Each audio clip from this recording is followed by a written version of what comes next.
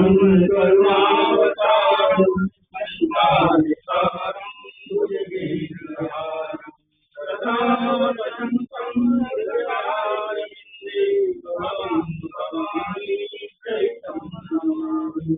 हे नाथ करुणाविलोकं देवयोगमानं हे योनिजन्मं कर्मवशतां उपद्रनुरागम् जिनकी अलौकिक शक्ति से जिसने जगत सारा रचा, जिनकी दया की दृष्टि से खाली नहीं कोई बचा, उस भक्ति पालन करे करना सर्वजित का काम है।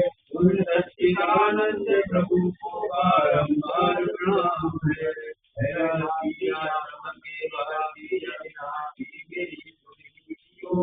सेवक जानी सदा चरणन को जानी दो दुर्लभ है सदा नाम प्रति चरणों की धूल विष्णु और विरंची आदि मस्तक नवारे हैं। अखिलेश होकर शैल गंग पर निवास करे, विश्वनाथ होकर वैष्णव में रमाए हैं। सर्वमातु शैल रामायण भूतनाथ श्री हमारे